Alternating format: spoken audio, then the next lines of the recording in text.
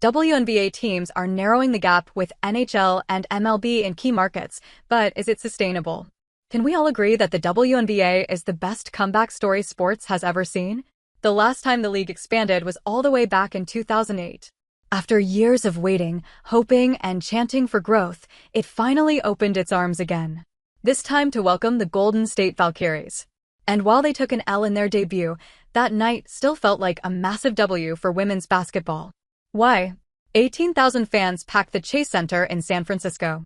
Not just to watch, but to belong. They showed up in purple and black, they stayed loud, and they already planned their return for the next game. Meanwhile, in Indy, the records haven't stopped falling since last year. It's like we've all been waiting for the world to catch up to what we already knew, that this league is special. But as fans, it's fair to ask, are we seeing the start of something long-term? Or could this rise be peaking faster than we expected? The numbers don't lie. WNBA sleep. We know that 2024 was the most watched regular season in 24 years. The sport drew its biggest crowds in over 2 decades and shattered records for digital engagement and merch sales. But did you know it actually leapfrogged some of the big leagues along the way? Catching up to the big US leagues. The WNBA's average attendance has surged by an impressive 52% over the past decade, towering over the NBA's modest 5% growth in the same time frame.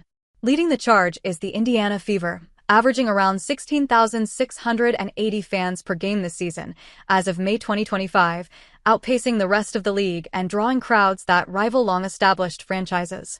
League-wide, the WNBA is averaging about 10,880 fans per game through 26 games, a solid year-over-year jump that signals rising momentum. When stacked up against other major leagues, the picture gets even more interesting. The NHL's 2024-25 midseason average attendance sits at 17,225, a figure that has remained fairly steady and still mirrors numbers seen in elite NBA and MLB markets. Most MLB teams still average between 20,000 and 30,000 per game, while the NHL floats around 17,448. But in key cities, the WNBA's median attendance is starting to narrow the gap. An expansion team is worth $500 million. The Golden State Valkyries is now reportedly the most valuable women's professional sports franchise in the U.S., with an eye-popping valuation of $500 million. That figure nearly doubles the current average franchise valuation across the league. Just 18 months ago, Joe Lacob and Peter Guber acquired the franchise rights for a reported $50 million. Now, thanks to smart branding, savvy market positioning, and the WNBA's growing spotlight, that investment is paying off in a big way. And it's not just the Valkyries. Across the board, WNBA franchise valuations are soaring. The league's 13 teams are now collectively worth $3.5 billion, with the average team valuation jumping to $269 million.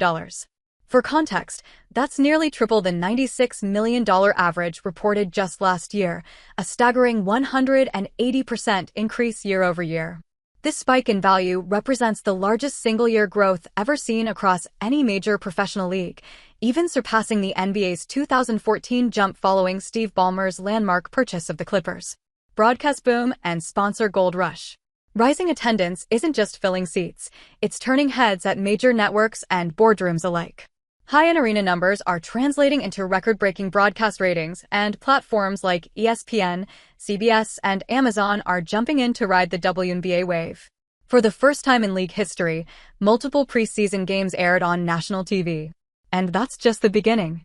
ABC is broadcasting 13 regular season games this year, its most ever, while ION leads the way with 50 matchups across the full 44-game slate. Meanwhile, CBS made headlines by airing the first-ever WNBA primetime games on broadcast television, including the must-watch Fever vs. Sky matchups on June 7th and August 9th. This momentum isn't lost on sponsors either. That faith has already paid off in the form of a record-shattering media rights deal, estimated at $2.2 billion over 11 years. Spread across Disney, ESPN, NBC Universal, and Amazon, the deal averages $200 million annually, quadruple the value of the league's previous contract.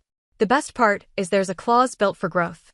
Media partners have agreed to revisit the terms after 3 years, leaving the door open for a valuation bump if the current trajectory holds. But is there a chance it can turn the other way around? Unpacking sustainability concerns. While culturally the league is thriving, one of the quieter concerns as the fan base grows is the shifting atmosphere. Some longtime supporters have voiced worries about rising heckling, more aggressive in-game behavior, and climbing ticket prices, all of which are starting to create a subtle tension. Beyond that, other factors